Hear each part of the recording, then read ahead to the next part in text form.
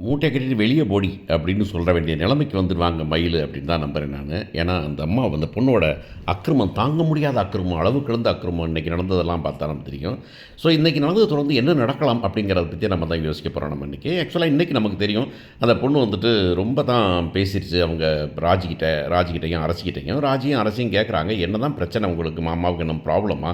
நீங்க பேசிக்க மாட்டேங்கிறீங்க. அவர் ரொம்ப கோவமா போறாரு" அப்படின்னு ராஜி கேட்கும்போது வந்துட்டு அந்த பொண்ணு வந்துட்டு, "இல்ல, எனக்கு வந்து இந்த புள்ள பிறக்கல அப்படிங்கிறது அவர் ரொம்ப ரொம்ப கொடுமை பண்ணுறாரு, என்னை கேவலப்படுத்துகிறாரு அப்படின்னு ஏற்கனவே சொன்னுச்சு.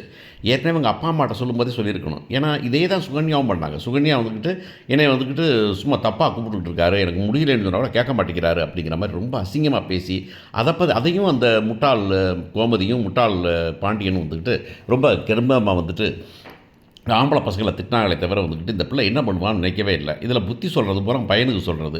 இப்படி நடந்திருக்கலாமா அப்படி நடந்திருக்கலாமான்னு யோசிக்கிறதே இல்லை. இன்னும் அதை விட கொடுமை பார்த்தீங்கன்னா, வழக்கமாக நம்ம சொல்லுவோம் பசங்களுக்கு சப்போர்ட் பண்ணுறாங்க அப்படின்னு சொல்லிட்டு, அவன் பிள்ளைய தப்பு பண்ணால் கூட அடுத்தவன் பிள்ளைய தான் தப்பு பண்ணுவாங்க, தப்புன்னு சொல்லுவாங்க அப்படின்னு நமக்கு தெரியும் அப்படின்னாலும் கூட.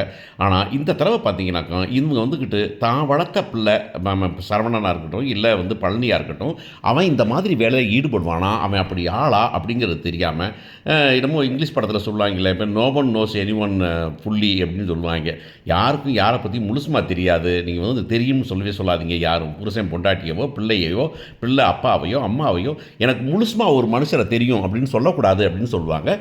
அது உண்மைதான் அப்படின்னாலும் கூட வந்துக்கிட்டு ஒரு ஹிண்ட்டு இந்த மாதிரி விஷயத்தை அவன் செய்வானா அப்படிங்கிறத கொஞ்சம் கூட யோசிக்காமல், இல்லை ஒரு தடவை புத்தி சொல்கிறீங்களே, புத்தி சொல்கிற பாருன்னு வச்சு, ஏமா சரவணன் இப்படி செய்வானாம்மா, நம்ம பிள்ளை சரவணன் நம்ம வளர்த்தோம், பழனி இப்படி நல்ல பையனாச்சே, அவன் செய்வானா அப்படிங்கிறத பாண்டியனோ கோமதியோ யோசிக்காமல் ரேண்டமாக வந்துக்கிட்டு சொல்லப்போனால் இந்த ஒவ்வொரு எபிசோடும் ஒரு கதை அப்படிங்கிற மாதிரி இந்த எபிசோடுக்கும் அந்த எபிசோடுக்கும் சம்மந்தமே இல்லாமல் கதை எழுதுறதுலாம் வந்துக்கிட்டு அதுக்கெல்லாம் ஒரு கொடுப்புனை வேணும், இல்லைனா வந்துட்டு அதுக்கெல்லாம் வந்துட்டு ஒரு பொறுமை வேணும், இல்லை சொல்லணும்னா அதுக்கெல்லாம் ரொம்ப அறிவு சித்தம் வேணும் அப்படின்னு நினைக்கிறேன் நான். ஏன்னா ஒன்றுக்கும் இன்னொன்றுக்கும் தொடர்பே இல்லை அப்படிங்கிறதும், மனித உறவுகள், மனித விஷயங்கள், மனிதனோட எண்ணம் எப்படி இருக்கும் அப்படிங்கிறத பற்றி எந்த விதமான கவலையும் இல்லாமல் பண்ணுறது தான்.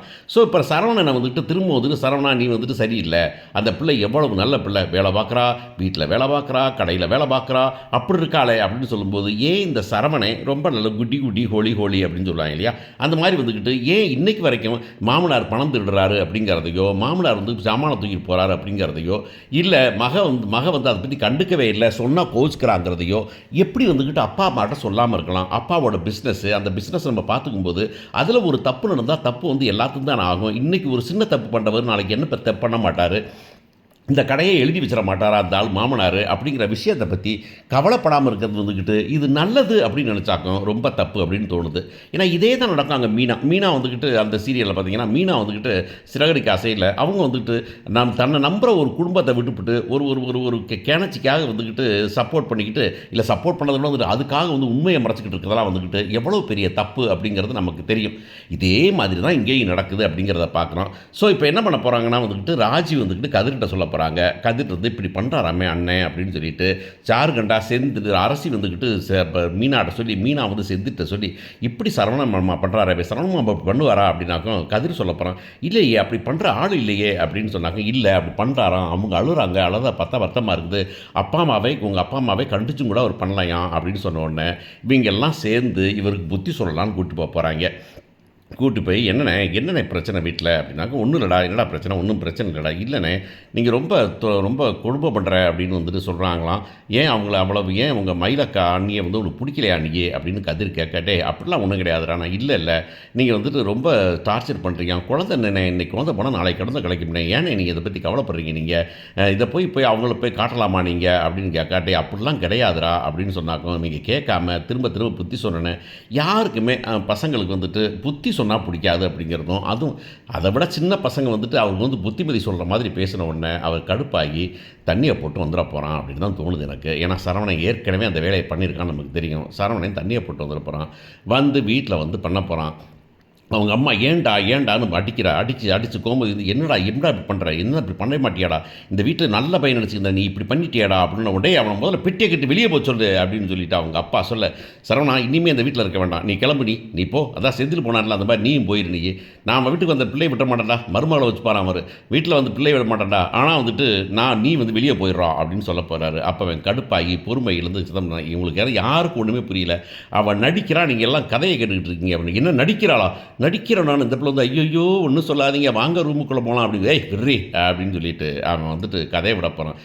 என்ன நடந்துச்சு உங்களுக்கு தெரியுமா உங்களுக்கு, அவள் வயசு என்னன்னு கேளுங்க, எல்லாரும் கேளுங்க பார்ப்போம், வயசு என்னன்னு கேளுங்க அப்படின்னாக்க, பாண்டி என்னடா வயசில் பிரச்சனை, வயசாக கேளுப்பா, ஆதார் கார்டை வாங்கி நம்பரை பாரு, ஆதார் கார்டை வாங்கி அவள் இப்போ டேட்டா பற்றி என்னன்னு பாரு, என்ன பொய் சொல்லியிருக்காங்கன்னு பாரு அப்படின்னு சொன்னாங்க.